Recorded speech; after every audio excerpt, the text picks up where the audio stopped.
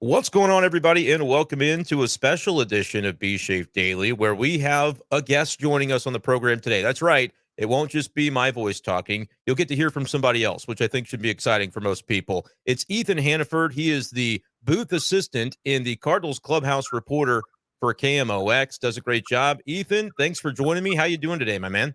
Hey, I'm doing well. Thanks for having me on, Brenden. Appreciate it. Hey, I mean, hearing your voice, it's a blessing to the people. So Okay. don't speak negatively on that, all right? This is a good thing that you give the people, all right? Let's calm down, everybody. Okay, but no, I'm glad you're here. We're going to talk some Cardinals, and we're going to keep it broad and just kind of see where the conversation goes. Cardinals are 9-10. They've kind of been on that magnet at 500, below 500. They've been ping-ponging back and forth.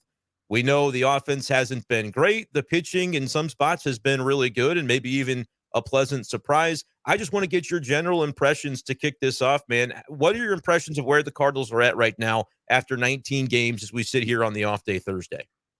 Yeah, I think that the place that I would put the Cardinals, honestly, right now is right about where I expected them to be. This is a team that we knew going into the season, this was a tough schedule to start off the year. I mean, you've had to face the Dodgers, who, I mean, and all their godly team members that they have. But then even following that, I mean, San Diego, that's a good series win that the Cardinals were able to put together. But then the Phillies, who have been arguably the most consistent team in baseball the last two seasons.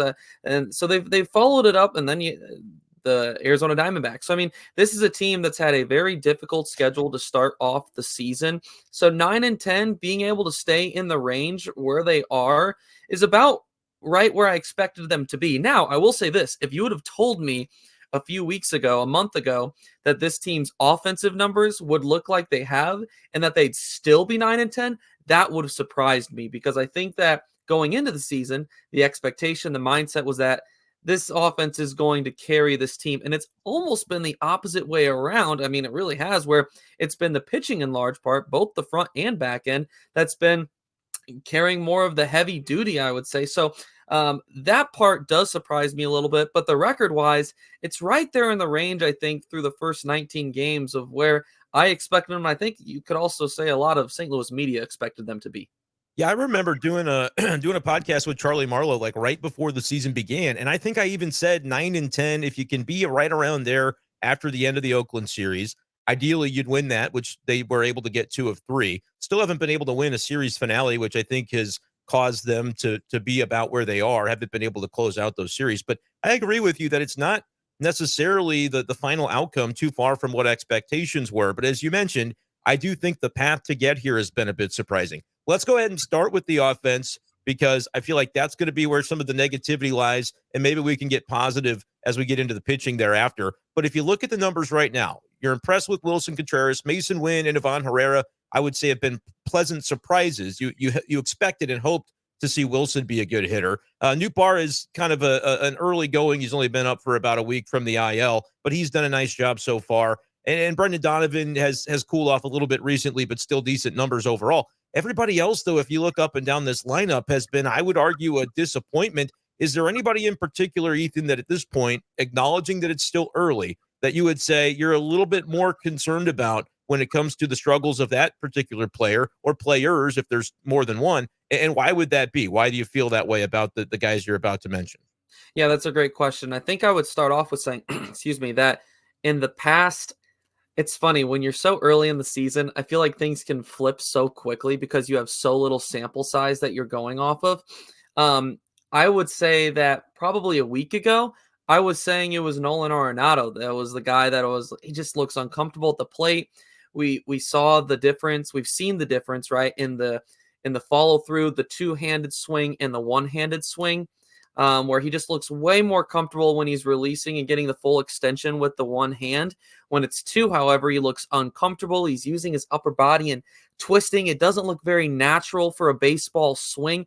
And of course, the timing of that, Derek Gould just putting out a great piece, I believe it was yesterday, on the differences of that, where those, the swing, the difference in the one hand, the two hand swing from Nolan Arenado. But we saw in this past road trip, things started to click a little bit more for him. He looked way more comfortable in the box. He's taking the ball to all fields, which I think is honestly the best thing for him, because I think that early, at least, it was the mindset was so pull everything. And he's going to pull the ball regardless. If he's thinking opposite field, that's going to keep him more centered, but he's still going to pull the ball. But we've now seen the ability for him to be able to take the ball to right field, which we saw even yesterday in the game in the third game of the series against the A's. We saw him able to do that. And when he's able to take the ball to all fields, it just makes him a better baseball player. He seems more relaxed at the plate. Not like he's having to hit a 3-run homer every single at bat. And we know Nolan's a guy that puts a lot of pressure on himself. He's said it even this offseason, coming into this season, even with this lineup expecting to be what they're going to be, he still puts that pressure on himself that he's the one that needs to drive runs in. And I think we saw that in his at bats early in the season, perhaps just a little bit too much pressure on himself. But I would say that he is a guy that has looked better the past, I'd say, 6 games or so. The one that I'm starting to get a little bit more on the fence about, it's still early, but Paul Goldschmidt continues to look uncomfortable at the plate. My whole defense, my whole reasoning these past several weeks for his struggles as well, we've seen him be a guy in the past that has had those early season struggles. I don't know if you remember back to, was it 2018, 19? His first season in St. Louis, he did not swing well in the month of April. And I believe it was 2021, the year before he won his MVP. He didn't swing again. 2 of his seasons in St. Louis, he has not started the year off swinging the bat very hot. So I give him a little bit more layaway because he has had that tendency to kind of have to break it in a little bit per se. And you tweeted something out that, I think, or yesterday, that people do need to start keeping an eye on. He's swinging and missing a lot right now. The strikeout percentage is pretty high. And that is something that is a little bit concerning with a guy like him. He's been around for so long and he knows what he's doing. He's played this game so well for so long. I feel like it's still a little bit early to really start to jump on the panic mode. Some people you see on Twitter are, oh, this guy should have been traded last offseason, or this guy, the no extension for him. I'm like, guys, slow down. We're 19 games in. Let's let things develop out. Let's let things play out and let a guy that's had a lot of success in this game for a really long time, let's let him get a feel for things. I would say those are probably the 2 main ones. The one outside of that, sorry, I know I'm talking a lot. No, it's good. The other one that I would say, and I hate that it seems like this is just the game he's starting to develop, is Nolan Gorman. Continues to be a really streaky player. We saw him last year. I mean, it was hot, cold, hot, cold. I mean, you look at the monthly splits last year. I mean, some months you would think that he was an MVP candidate, and some months you're thinking, why is this guy in the lineup? I mean, it was not pretty at times, and at times it was very good. Early in the year, the strikeouts are way higher than they were last year. It almost looks comfort level, kind of like it did that first season, first little bit of time that he had in the majors from a swing and miss perspective. I think that'll once again be something that he figures out, but maybe this is going to be more of the normal for him. Maybe he's going to be more of a 3-result guy where he's going to, the home run, the strikeout, the walk, maybe that's going to be more his style. It's just going to, like I said, we're 3 weeks in. We're going to have to wait and see what his true hitting style is going to be as he continues to develop as a major league ball player. Yeah, and I know people like to harp on lineup construction, and when there's a couple of weeks that goes a particular way, fans, understandably, because that it feels like the only thing you can change, they say, well, let's do this. Let's move Goldie down from the number 2. Let's do this or that. And everybody's kind of got an opinion, which is one of the things that makes baseball so much fun and so great. However, I think with Gorman in particular, as we kind of go through, because I think the guys you named are really good answers to this. Arenado, I would agree, has sort of turned the corner. I like that he's pulling the ball with authority, but I would say that the swing that you mentioned in Game 3 against Oakland, it was a very Yadier Molina-like swing when he went inside out and served it into right field, particularly because it was a hit and run. I was like, for him to be able to be in a spot where he can do that and just get bat to ball, that's not something I think we saw from him in the first couple of weeks. So that really did impress me and tell me a lot about where he is as far as turning the corner. Gorman, I think, is interesting because if the other guys are performing, the guys that are making the big salaries and are typically in the middle of your lineup, and I do think Nootbaar is going to start to be more that number 3 hitter, move him up in the order compared to when Nolan Gorman was there prior to Newt's return. I feel like that puts Gorman in a spot where lineup-wise, there is a little bit less pressure on him because he's batting maybe down in the 6 hole rather than batting in the first inning in that number 3 spot. And so as a result, I think as a Cardinal team, you can afford a little more hot cold with him, and I think that is sort of been his game. So that to me isn't even the end of the world. I do expect Gorman to turn it on at some point. You would like to see those valleys be a little bit less frequent and shorter in length, but that may just kind of be part of what we have to endure when it comes to Gorman. Goldie is the interesting one because as you were talking about him, I pulled up those stats you were alluding to back in 2021, and keep in mind this April occurred, and the following year he was the best hitter in the National League and won the MVP. But to Ethan's point, April of 2021, he finished it with a 597 OPS, and albeit right now he's lower than that, around 518. But that was in 109 plate appearances. He struck out 28 times. Right now, through 78 plate appearances this season, he struck out 22 times and has a 517 OPS. It's not too dissimilar. So to recognize that there have been instances in the past where Goldie has been, maybe he's a little worse right now because he's a sub 200 batting average. That wasn't the case in 21. He's a little bit lower on the OPS. But when we're looking at the strikeout stuff, maybe we just have a short memory, and he was probably looking similar to this at times in that 21 campaign. And I know that the age is different now. He's older than he was then. But I do think that's an interesting point, that there are some similarities to what happened then and what's happening now with Goldie. But I will say the strikeout A/B that he had game 3 in Oakland, it looked like 3 pitches that caught plenty of the strike zone, and he just was swinging through them. And so that's a little bit discouraging for where things are right now.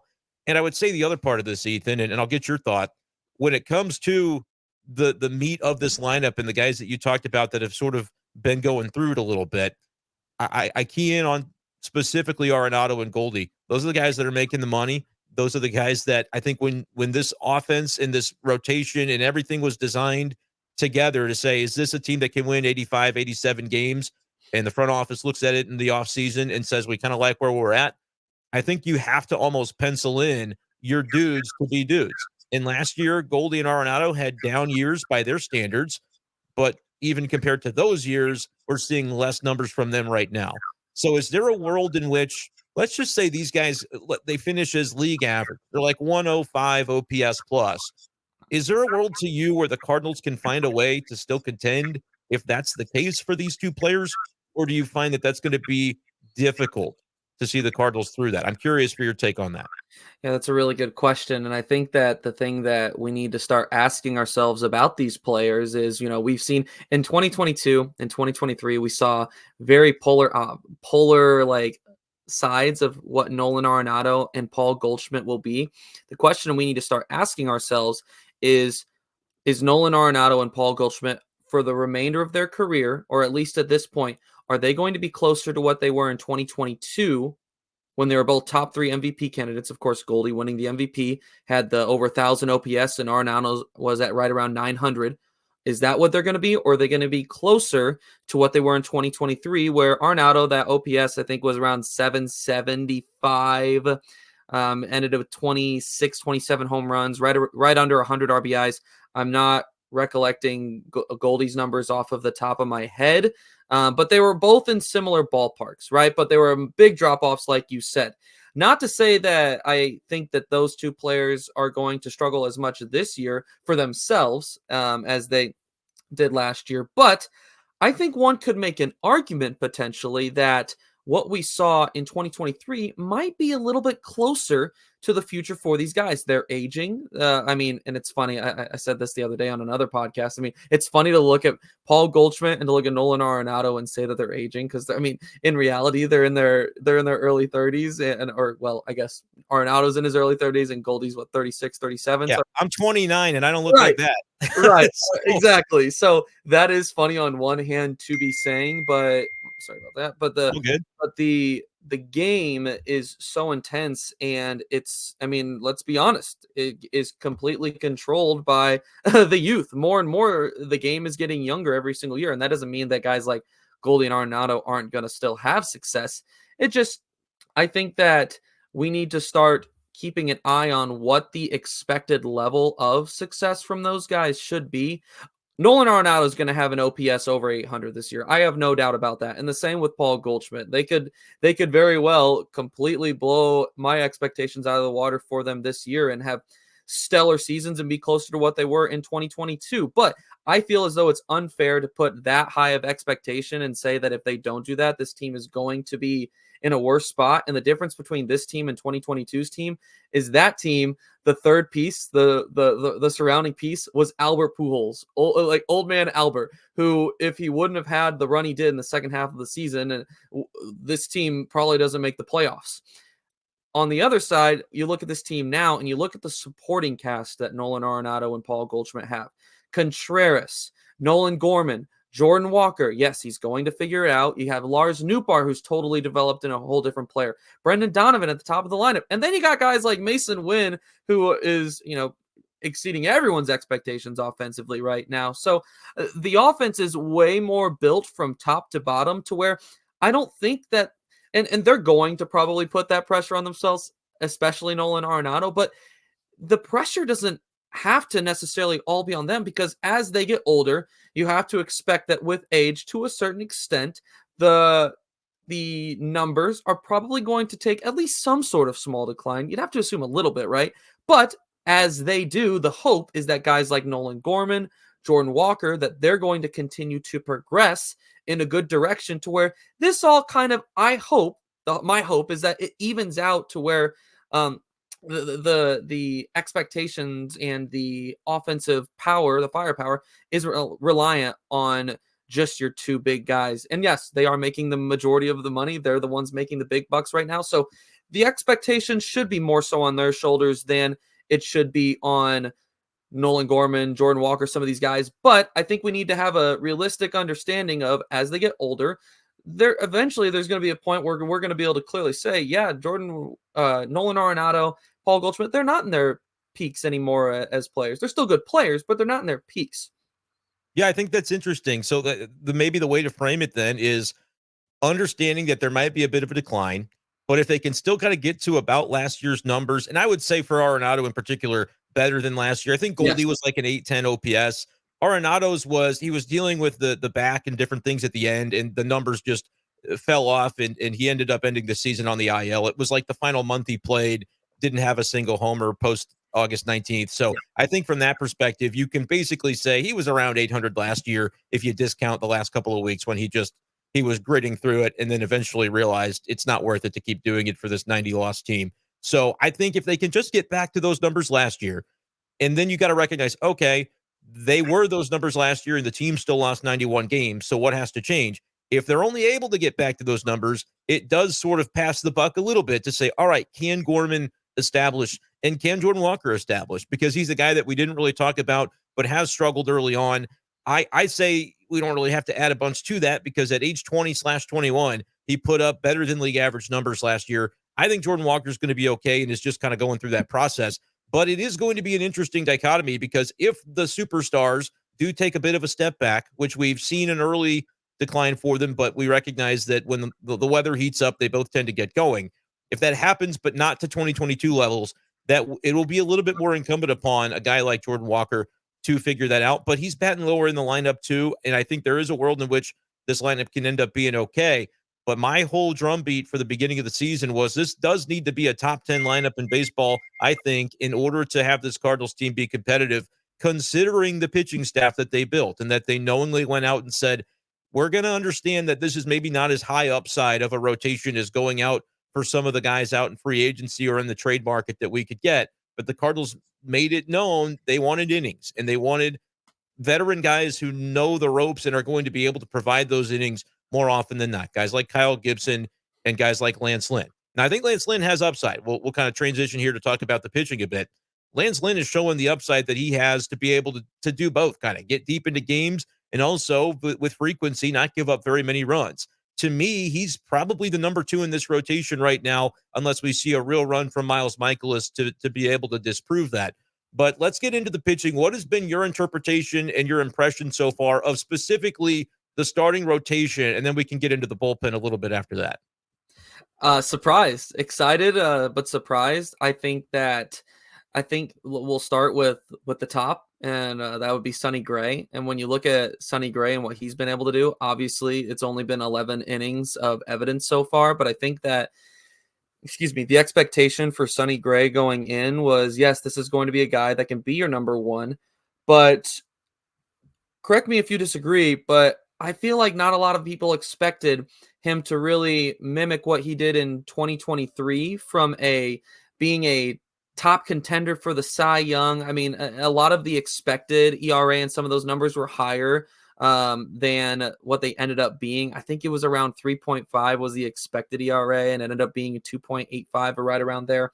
So I and early on, he's looked really good. He's looked really comfortable on the mound. I've been a real big fan of his stuff. So if he can, you could even argue that there is a way for him to exceed expectations, at least for what I have set. If he's able to do that, then talk about what it would be like to have a guy that you know you can count on. Yeah, you're gonna be able to reel in a win tonight. That's why I'm so excited. He's gonna be pitching in this series against Milwaukee because in my eyes, this is a series early in the year you need to come away with, and you're at home. The games in the Central matter more now because there's not nearly as many of them. Having a guy like him on the mound for one of them, I think, is going to be really important. So I really like what I'm seeing from Sonny Gray. Obviously, early, it's hard to say you can't when he hasn't allowed an earned run yet. Yeah. But right, that's closer, I think, to expectation, right? Because we expected him to be the number one. The other guys, it seemed like going into the year there was just a mix. It was a number one, and then there was a mix of 3, 4, 5 guys, and those 3, 4, 5 guys have performed pretty well, all things considered. You mentioned Lance Lynn and what he's been able to do so far this year.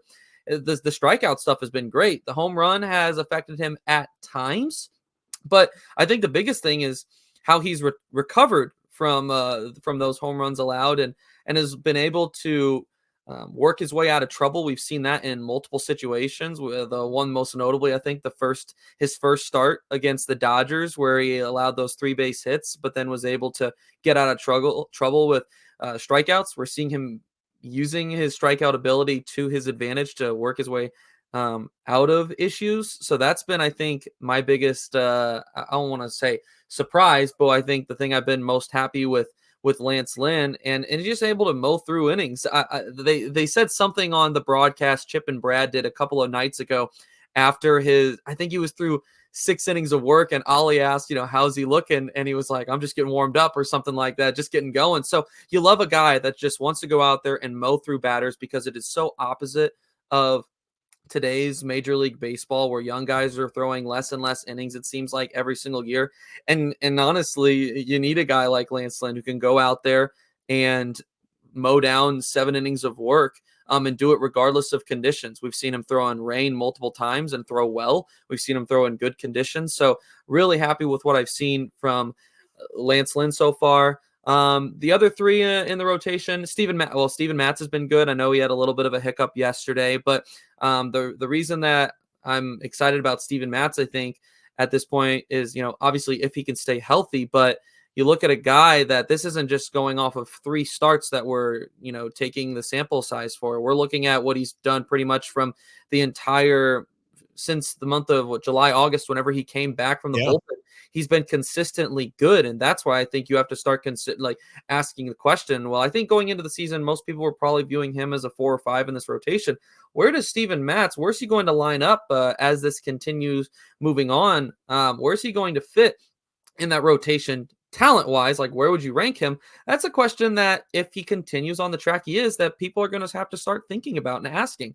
Kyle Gibson, it's been a little bit hot, cold, but honestly, kind of what we expected from him. He's a quality innings guy. If you look at his numbers from last year, the large majority of them were quality innings, and then he had the blowups on the occasion. He's had a couple of blowups early, but I don't expect that we're going to see 2 out of every 3 starts are going to be allowing 5 runs. I think he allowed 4 in his last one against Arizona. But so that's pretty close to on par with what we've seen from him so far. And then Michaelis, I think, is better than a 4.76 ERA. I think he'll figure things out. I think that Lance Lynn's definitely making an argument for being the second best pitcher. He is right now to start off the season, I think, but I don't know if I would solidify that for the remainder of the season or even for the next month or 2. I think that you need to see a little bit more from some of these guys before you can really line up where they rank 1 through 5. But overall, I know we're talking specifically about the rotation. We'll get into the bullpen, but the correlation between the success of the bullpen and what the starting rotation's been able to do in putting up consistent innings has been game changer for that bullpen, been huge. So the starting rotation is doing their job, and it's directly correlating into the bullpen being able to do theirs. Yeah, that's been key. And look, some of the ERAs, like you mentioned, are a little bit higher. We'll see what Gibby's able to do. As far as Michaelis, he's had a couple rough ones and then a couple that were quality starts. He's going at least 6 and giving up 2 or 3 runs. So that's something that you can kind of hang your hat on. And it's what the Cardinals were looking for. They knew that they were going to get innings from Miles Michaelis. They did last year. It wasn't a great year ERA-wise for him, but he still got you to 200 innings. And if you can add in the guys like Lynn and the guy like Gibson that you expect to be able to be maybe not 200 innings guys, Gibson, you can get 180 out of him, I think you'd be happy. Lance Lynn, 180 to 190, I think you'd be thrilled.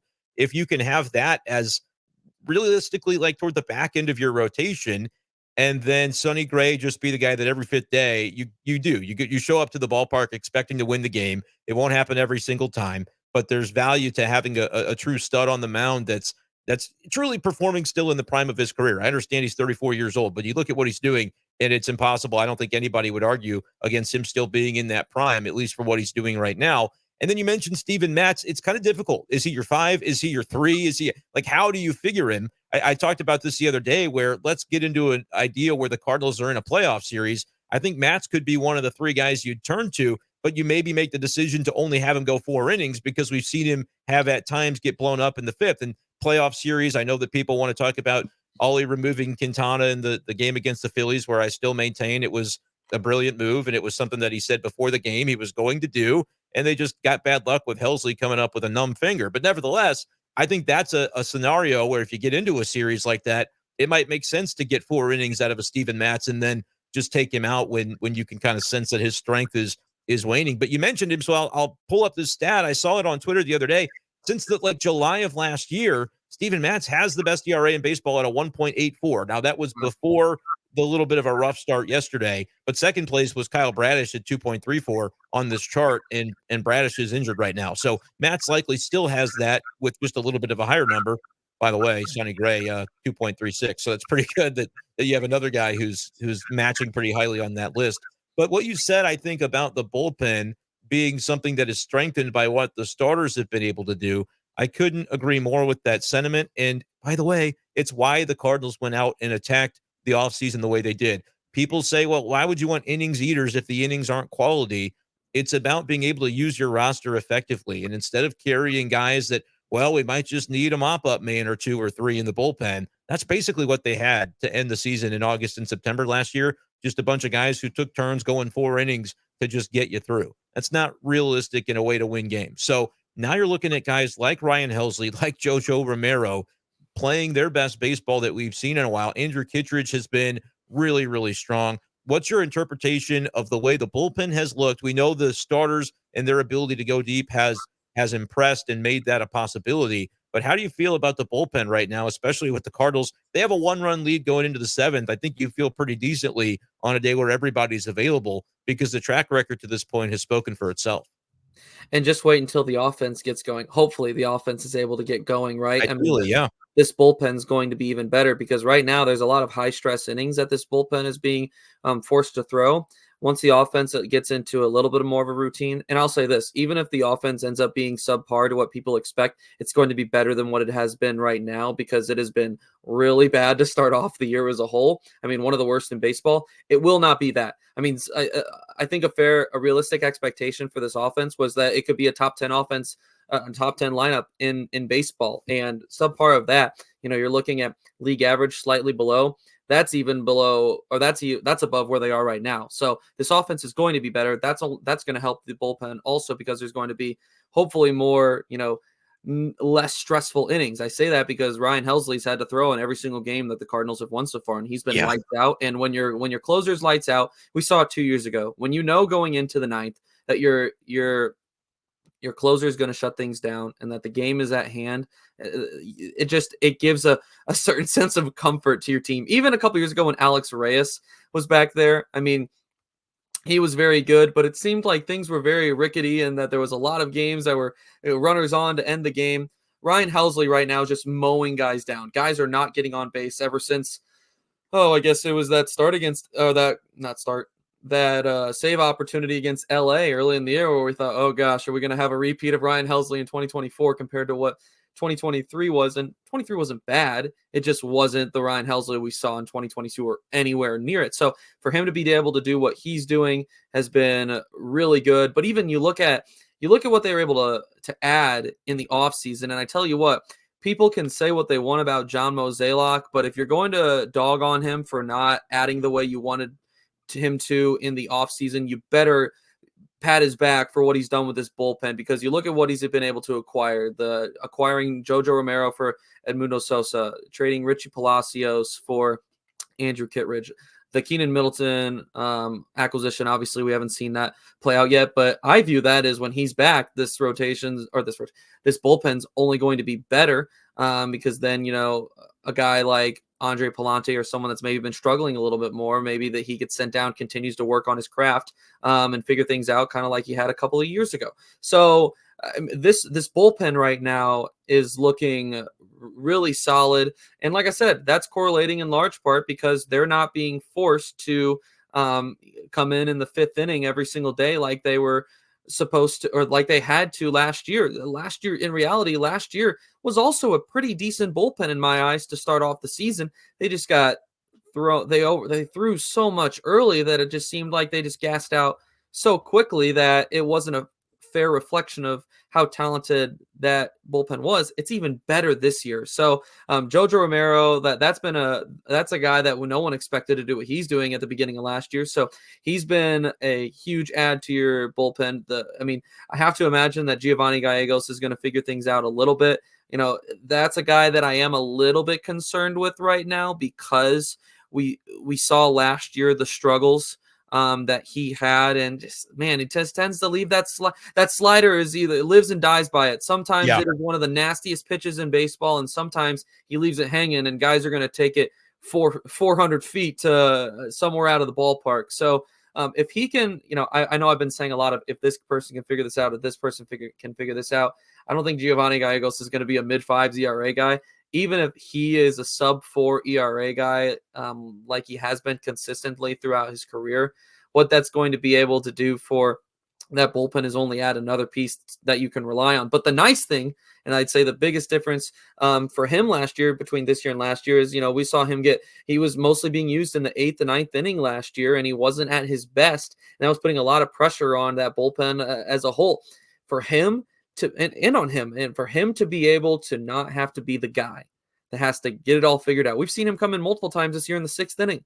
I love that. A guy that has not had his best stuff to start off the year consistently, not having to have high pressure innings to start off the year, to be able to work through some of that. I absolutely love that the Cardinals have had the luxury of being able to use him like that. Yeah, because I think if you look at the way you would slot that bullpen working backward, you'd think Ryan Helsley is your guy in the 9th, as we know, but you feel good about JoJo and Kittredge handling the 7th or 8th in whatever order is necessary to do that. And so it does afford you the chance to use Gio in some different spots. But even if he's in there in the 6th inning, sometimes that's with the heart of the order coming up, and you're like, it could be a lot worse than having a guy like Gio who's been through the wars to be able to bring into those spots, rather than, an unknown commodity that you're not too fond of or you just don't know about as far as what he would do in those spots just yet. It's really been the home run ball that has hurt Gio. It was the same thing last year, and that's something he's going to have to work through and get a handle on. But I've noticed, like last year, anytime he gave up a homer, it seemed like a second one was on the way. He had that happen multiple times in the same outing. And this year it's been a little bit different, where, he gave up the runs in the 5th inning, I think, when he came in to try and rescue the other day, but then in one of the games, and he pitched a clean 6th after that. So he's able to sort of bounce back. And like you said, he's maybe 4th or 5th on the totem pole right now in terms of guys that you're looking for high leverage innings from. I think we'll also see another guy that we haven't mentioned just yet, but Liberatore has a good ERA. You want to see him kind of calm it down with the walks that he's allowed. I think it's like 5 and 9 innings to this point. But he's another guy that I think, as he gets more comfortable with his role, could end up establishing himself as well and being another weapon out there too. I also like what we've seen from Ryan Fernandez, probably toward the bottom of the list in terms of guys that are going to get leverage opportunities. But if he's the last reliever in your bullpen, I still think you can feel pretty decently about that. And then if they can just get Keenan back and Riley O'Brien, I think he's got something to contribute as well. There's a world in which this bullpen ends up being a top unit. They rank right now 9th in MLB and ERA to this point. So interesting with where the Cardinals are. I know it's maybe not the hot takery that some people would like to hear, but they're in the middle. I know they're in last in the division, but I think that's going to level out a little bit. But this team is still kind of in the mix, which is a lot more than they were last year and is about what I think you could have hoped for to this point. But Ethan said it, and I think he's 100% right. These divisional games that are starting up now are going to matter. It's kind of weird that the Cardinals haven't played anybody within the NL Central yet, but they're going to get the Brewers this weekend at Busch. You have Gray going on Sunday. Taking 2 of 3 from Milwaukee, I think, is critical if you want to start to establish yourself and not be considered the also-ran, because they were in last in the division last year. Everybody else in the Central, not used to that being the case, and I imagine that they relished in it. But I think you want to start early on by saying, hey, that's not really going to be the case again this year, Central. You are going to have to contend with the Cardinals. And the way to do that is by beating those teams head to head so you can leave that impression on them. So we'll see what it ends up looking like. It's been a blast talking with Ethan about the team, but I want to talk with Ethan a little bit about Ethan. So you're the Cardinals clubhouse reporter for KMOX, which is really cool. See you down there in the clubhouse, mixing it up, getting involved. And you're also booth assistant for KMOX. Tell me a little bit about your background and how you got into this and where you'd like to go from here. Just kind of talk about you for a minute, because I think Cardinals fans, they say, well, who's this young kid? What's he doing? He's a sharp guy, and I want Cardinals fans to get a chance to get to know you a bit. Yeah, I appreciate that, Brenden. Yeah, so I graduated from Lindenwood University last spring with a broadcasting degree.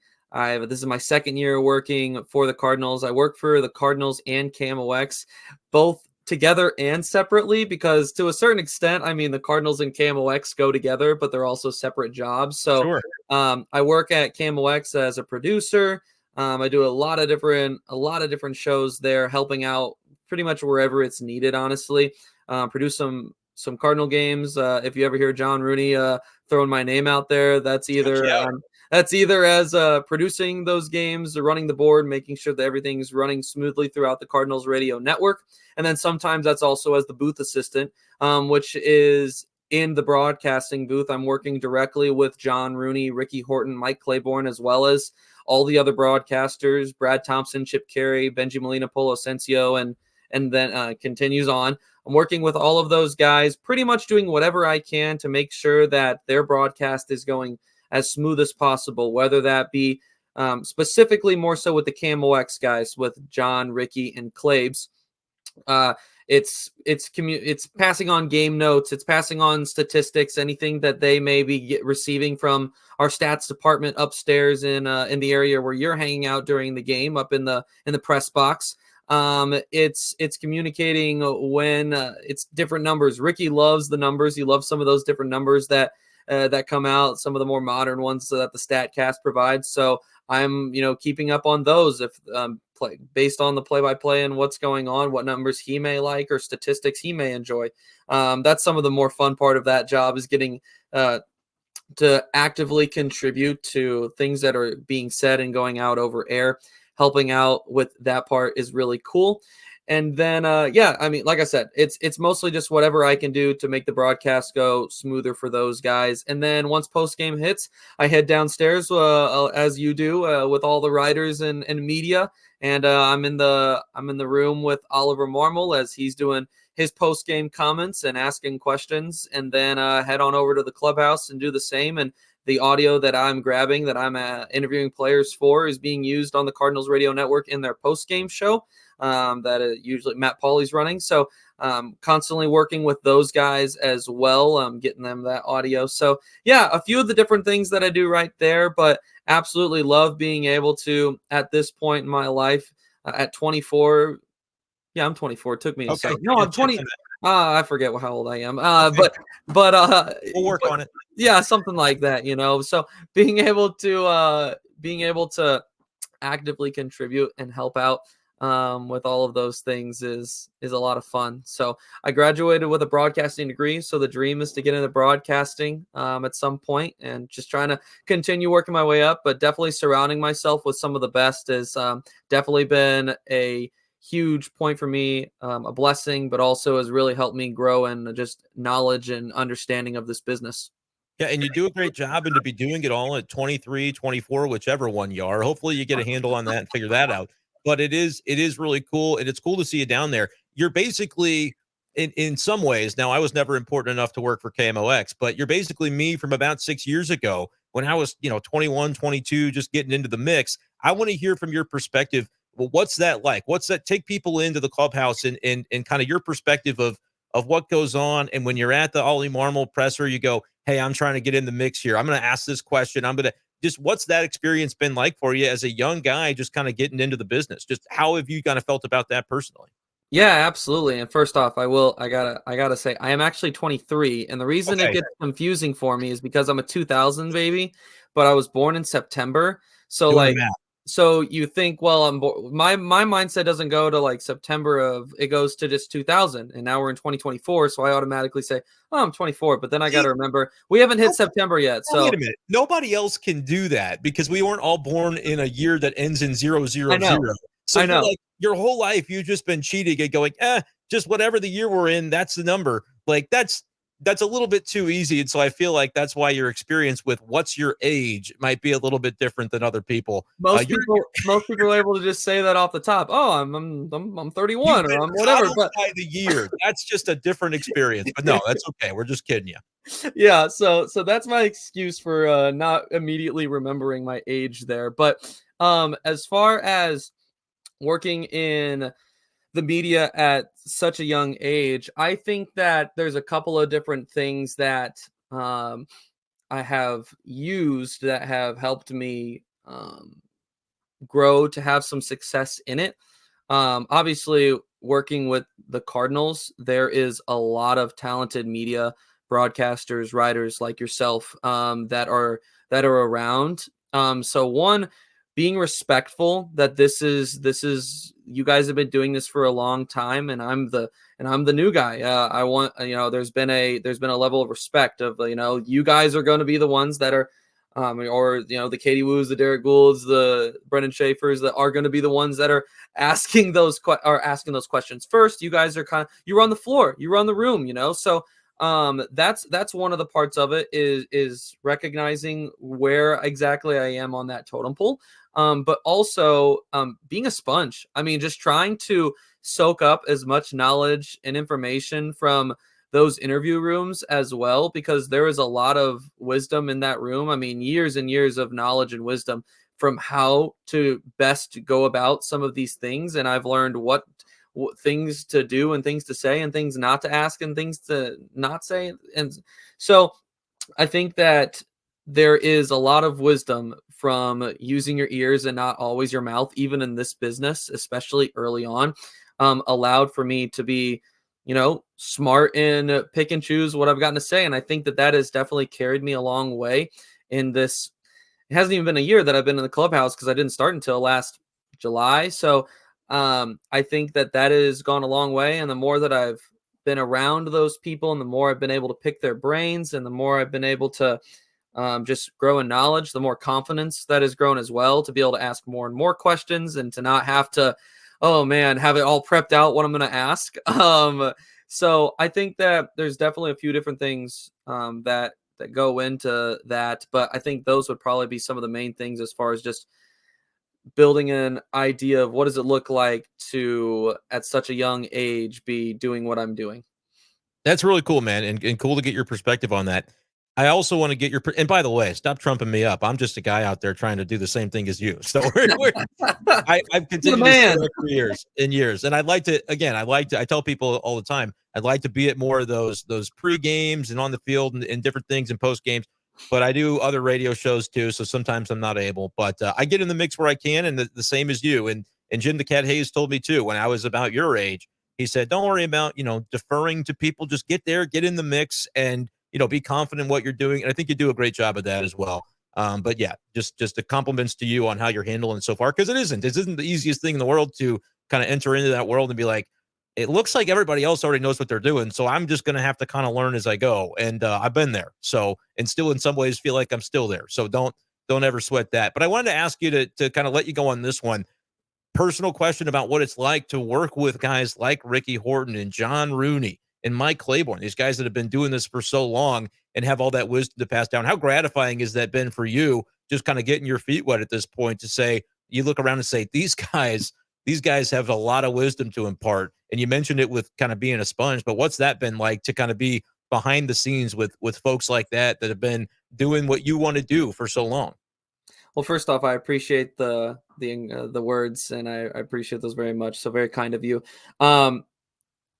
It is been an absolute blessing to be able to work with these guys.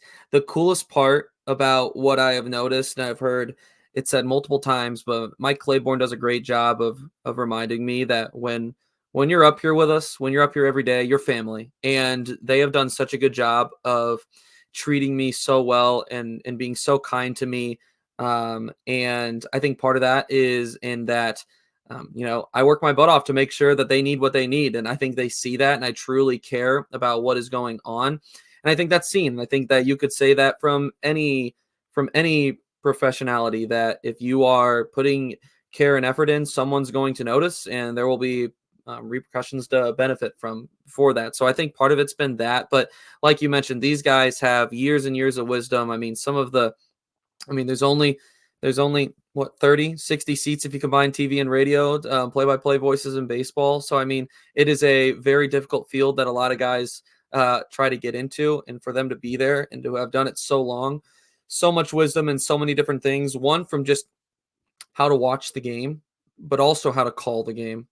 So there's as I'm sure you can understand, I mean, so many different tidbits and little bits of information that they are doing. And one, like I said, the way that they're calling the game and discussing and things they're looking for, but also in their prep for the games as well, and the things that they're doing. And I've learned so much just from helping them and watching them, what they are keeping an eye on to use during the games and different things. So that has also been a huge help to have structure in a broadcast as well. They do such a good job. Everything is the same way every single day, as far as as far as the prep and what they're building up for, what to say, when to start things off at the beginning of broadcasts. And having structure to a broadcast is, I think, absolutely huge to have your ducks in a row.